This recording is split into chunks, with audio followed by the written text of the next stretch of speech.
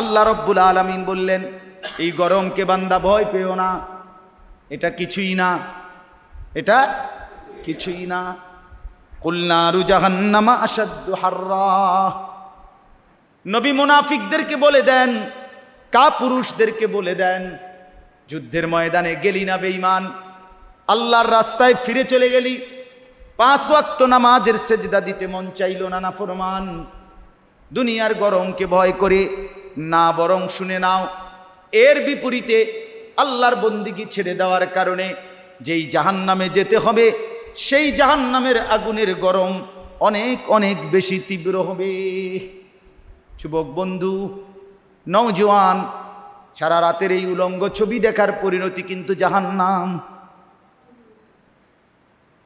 যে নারীর পিছনে তুমি হাঁটলা কিংবা ছবি দেখলা, সে তো জীবনে তোমার মিলল না, বিনিময়ে জাহান্নামের আগুন কিনে নিলা।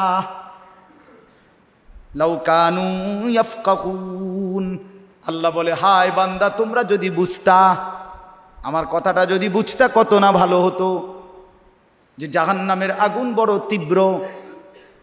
এবার শেষ কথা আল্লাহ বলেন, ফালিয়াদহাকু কালিলা ওয়ালিয়াবকু কাসীরা জাযাআম বিমা কানু ইয়াকসিবুন।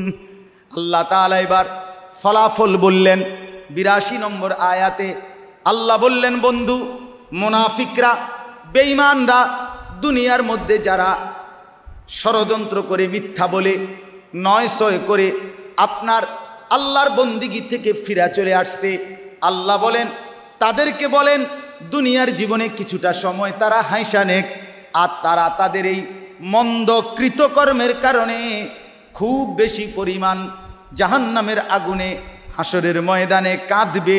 সেদিন দেখবে কান্না কাকে বলে। ফালিয়াদহাকু কালিলা অর্থ হইল, এখন দুনিয়ায় তারা কিছুটা হেসে নিক, ওয়ালিয়াবকু কাসীরাম জাযাআম বিমা কানু ইয়াকসিবুন, তাদের এই মন্দ কৃতকর্মের কারণে, তাদের এই নাফরমানির কারণে, তাদের এই বেআমলের কারণে তারা অচিরেই আখিরাতে, কবরে, হাসরে, মিজানে, ফুলসিরাতে, জাহান্নামে ওয়ালিয়াবকু কাসীরা, খুব বেশি কাঁদবে। তাফসীরের মধ্যে লিখছে, শব্দটা যদিও আমর, কিন্তু বুঝাচ্ছে খবর, অর্থাৎ খুব বেশি কাঁদবে, খুব বেশি কাঁদবে। অতএব আজকের হাসি আসলেই সামান্য। হযরত আব্দুল্লাহ ইবনে আব্বাস রাদিয়াল্লাহু তাআলা আনহুমা বলেন, ইন্নামাদ দুনিয়া কালিল, নিশ্চয়ই দুনিয়া বড়ই সামান্য, বড়ই সামান্য। ফালিয়াদহাকু মা শাউ, যেতটুকু মন চায় দুনিয়ায় হেসে নাও। ফাইদান কাতাআতিদ দুনিয়া, যখন বান্দা দুনিয়া শেষ হয়ে যাবে, ওয়াসারু ইলাল্লাহ, আর আল্লাহর কাছে ফিরে যাবে, ফালিয়াস্তানিফু বিল বুকা, তখন শুধুই কান্না শুরু হবে। লা ইয়ানকাতিউ আবাদান, সেই কান্নার কোনো দিন শেষ হবে না। এজন্য একজনও যদি বোঝেন, 10 জনও যদি বোঝেন, তো ভাবতে শিখেন, গরমকে অজুহাত দেখিয়ে আল্লাহর বন্দিগি ছেড়ে দেওয়া যাবে? নামাজ ছেড়ে দেওয়া যাবে? আল্লাহর কোরআন ছেড়ে দেওয়া যাবে না, না। আমরা করোনার সময়ও বলছিলাম, সারা পৃথিবীতে, এই হিন্দুস্তানে, এই বাংলাদেশে ওলামায়ে কেরাম তখনও চিৎকার করে করে বলছিল, যখন করোনার মহামারী চলছিল, তখনও আমরা বলছিলাম যে করোনা আরও যদি তীব্র হয়, তারপরও আল্লাহর কোরআন তেলাওয়াত, আল্লাহর জিকির, আল্লাহর ইবাদত, নামাজ বন্ধ করা ঠিক হবে না, ঠিক হবে। অতএব দয়া করে আমরা প্রত্যেকেই, আমার শেষ কথা এটাই, প্রচণ্ড এই গরম, আমাদের কারো ক্ষমতা নাই এই গরম কমানো। এই গরম কমাবে, আমাদের জন্য আরামদায়ক বানাবে শুধুই একজন, তিনি আমাদের আল্লাহ। অতএব এই গরমে আমাদের অজুহাত দেখাইয়া ইবাদত থেকে পিছনে পড়ে থাকলে এটা হবে কি? মুনাফিকি। কথা বলেন না, কিসের কাজ? অতএব ইমানদার হিসাবে আমাদের কাজ কি? গরমে আমাদের করণীয় কি? গরমে আমাদের করণীয় 2টা। কয়টা? 1 নাম্বার ইস্তিগফার, বেশি বেশি ইস্তিগফার, গুনাহ মাফ চাও। আস্তাগফিরুল্লাহ, আস্তাগফিরুল্লাহ, আস্তাগফিরুল্লাহ, আস্তাগফিরুল্লাহ ওয়া আতুবু ইলাইহি, ওয়া আতুবু ইলাইহি।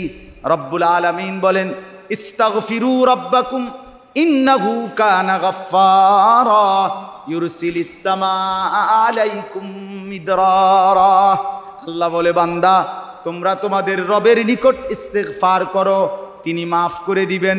আর তিনি যখন মাফ করবেন, আসমান থেকে পরিমিত প্রয়োজন মাফিক বৃষ্টি বর্ষণ করবেন।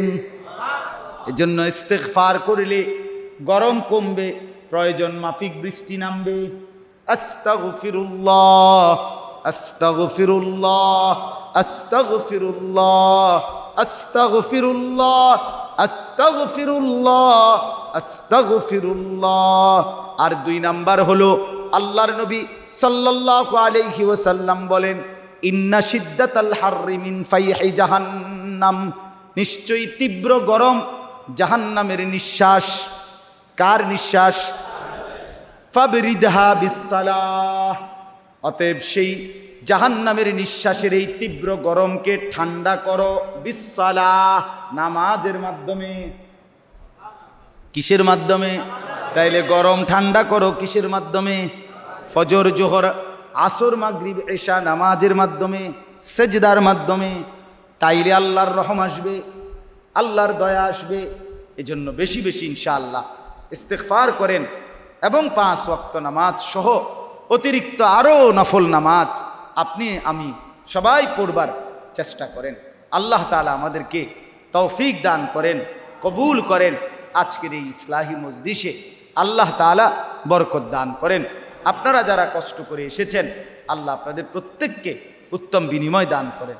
দয়া করে আবারও বলছি, বাপ মেহেরবানি করে নিজের স্ত্রী, নিজের ছেলে মেয়ের প্রতি যত্নবান হন। ওদের নামাজ, ওদের ইবাদত, ওদের আখলাকের ফিকির করে। বলে, হুজুর সম্ভব না। না ভাইয়া, মুসলমান এই কাপুরুষের কথা বলে না। মুসলমানের জন্য হতাশা কুফরি। মনে রাখবে, কোনো মুসলমান যদি হতাশার কথা বলে যে না সম্ভব না, পারতাম না, আর হবে না, তাহলে এটা তো হতাশা কুফরি। হতাশা কি বলেন না? এই জন্য দয়া করে হতাশ হবেন না, অব্যাহত চেষ্টা করতে থাকেন, বলতে থাকেন, চেষ্টা করতে থাকেন। আল্লাহ আমাদেরকে তৌফিক দান করেন। 2 নাম্বার কথা হলো, নিজেকে মুনাফিক বানাবেন না, বরং মুমিন বানান। কি বানান? অতএব রাসূলুল্লাহ সাল্লাল্লাহু আলাইহি সাল্লামের তরিকার খেলাফ, সুন্নতের ব্যতিক্রম জিন্দিগি, এটা কিন্তু মুনাফিকের জিন্দিগি। আল্লাহর রাস্তায় নিজের জান মাল কোরবানি দিতে না চাওয়া, এটা মুনাফিকের জিন্দিগি। গরম শীত কোনো আবহাওয়াকে অজুহাত বানিয়ে ইবাদত করতে না চাওয়া, এটা মুনাফিকের আচরণ। আল্লাহ আমাদেরকে মাফ করে দেন। আজকের মজলিসকে আল্লাহ তাআলা কবুল করেন, আমিন। হুজুর আপনি দোয়া করেন।